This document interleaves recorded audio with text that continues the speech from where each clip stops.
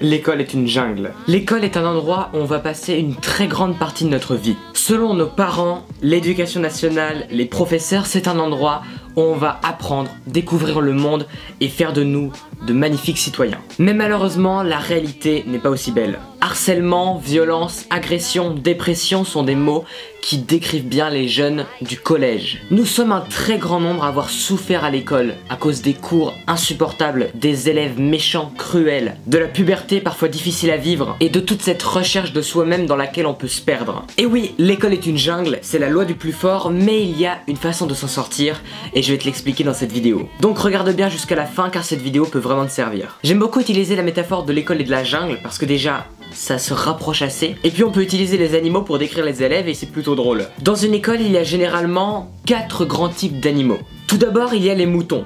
On les connaît tous, ce sont ces gens qui ressemblent un peu à tout le monde, qui veulent suivre la masse, s'habiller comme tout le monde, dire les mêmes choses que tout le monde, et ils vont pas forcément chercher à être intéressants, à avoir des compétences originales, mais juste suivre la masse. Ensuite, il y a les lions. Les lions, ce sont les rois de la cour de récré. Ils sont beaux, ils sont séduisants, ils sont populaires, tout le monde les adore, tu as envie de leur ressembler, les gens ont envie de les suivre, et ils dictent la norme à suivre. Mais parfois, cette norme peut être dirigée contre la 3e catégorie d'animaux, les zèbres. Les zèbres, ils se font toujours tuer par les lions. Ils ne peuvent pas se défendre. Ils se font toujours écraser, humilier, harceler par tout le monde. Et très souvent, ils ne se défendent pas, ils se laissent faire et ils souffrent. Ils souffrent beaucoup.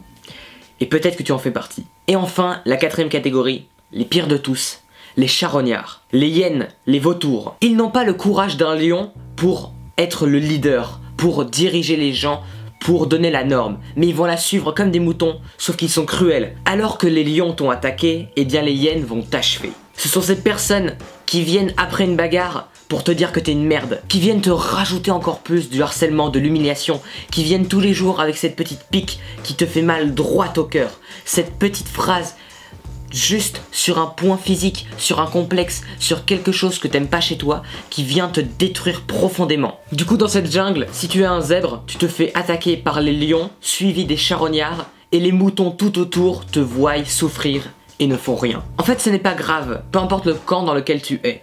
Tu peux très bien être un lion, être un charognard qui s'amusait à se foutre de la gueule du monde, et c'est pas grave. Le plus important, c'est de l'avouer, c'est de le savoir, et de te dire, est-ce que je veux vraiment devenir comme ça ? Est-ce que je veux être un charognard?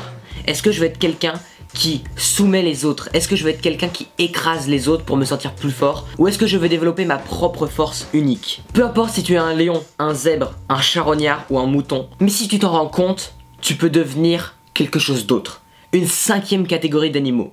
Tu peux devenir un oiseau. L'oiseau dans la jungle, il est pas très puissant. Il n'a pas les crocs ou la crinière d'un lion. Il n'a pas la force de masse d'un mouton qui est toujours en troupeau. L'oiseau, il est parfois seul. Mais ce qu'il peut faire, il peut voler. Il a une compétence en plus que les autres. Face à une hyène ou à un lion, l'oiseau n'a aucune chance. Mais ce qu'il peut faire, il peut battre des ailes. Il peut s'envoler et il peut partir vers de nouveaux horizons. Il peut atteindre des endroits que même le lion ne peut atteindre. Tout simplement parce que l'oiseau est parti à la recherche de lui-même, pour découvrir qui il est, qu'est-ce qu'il veut faire de sa vie. Et d'en haut, tout semble atteignable, et le lion paraît si petit. Et on peut tous devenir un oiseau. Et pour cela, il faut choisir la voie de l'éducation personnelle, te recentrer sur toi, fais de la méditation, développe tes passions pour te découvrir toi, qui tu es toi, et t'envoler vers tes objectifs sans faire attention à ceux qui te critiquent. Tu dois peu à peu avoir confiance en toi, prendre soin de toi, essayer de te découvrir, de savoir qui tu es grâce à la méditation, garder tous les jours du temps en dehors de l'école,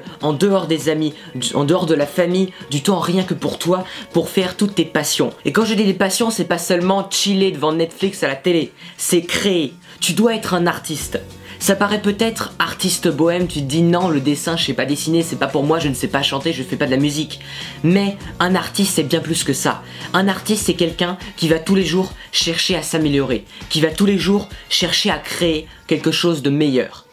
Et tu peux devenir un artiste, on est tous des artistes. Tu donnes un papier et un crayon à un enfant, il va te faire une œuvre d'art. Et c'est pas grave si tu dessines mal, c'est pas grave si tu chantes mal, si tu sais pas jouer de la musique, si tu es mauvais au début, c'est normal ça. Mais ce qu'il faut faire, il faut persévérer, parce que toute cette éducation personnelle que tu développes pour toi, pas ce que te disent de faire tes parents, pas ce que te disent de faire tes professeurs ou tes amis, ce que tu veux faire rien que pour toi, eh bien c'est ça qui va te rendre unique.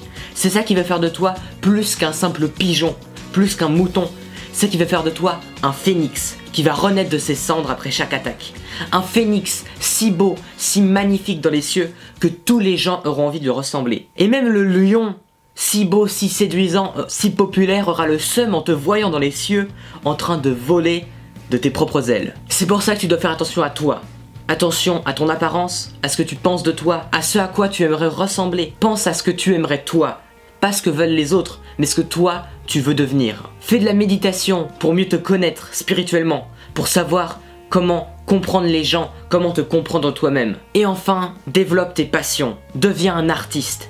C'est quelque chose d'hyper important dans ce monde si tu veux avoir une vie unique, une vie qui vaut la peine d'être vécue. Si tu veux pas finir comme ces énièmes moutons qui se font écraser parce qu'ils ont peur de se faire bouffer, qui se laissent soumettre et diriger et qui ont une vie qui ne leur plaise pas. Si tu veux avoir une vie palpitante, une vie qui te correspond, travaille tous les jours à développer tes passions, à développer tes compétences uniques. Voilà, cette vidéo est terminée. J'espère que tu deviendras un phénix. Bats-toi pour ça. Si cette vidéo t'a servi, n'hésite pas à mettre un pouce bleu et à la partager à quelqu'un à qui ça pourrait servir. Ça aide énormément la chaîne et ça peut très bien aider la personne à qui tu l'envoies si tu trouves que cette vidéo t'a aidé. J'aimerais que tu me dises dans les commentaires d'autres types d'animaux que tu penses, que tu développes encore cette science de la cour de récré que j'ai commencé à créer. Et j'aimerais beaucoup que tu amènes ta pierre à l'édifice. Je sais pas si on dit vraiment ça, mais bon.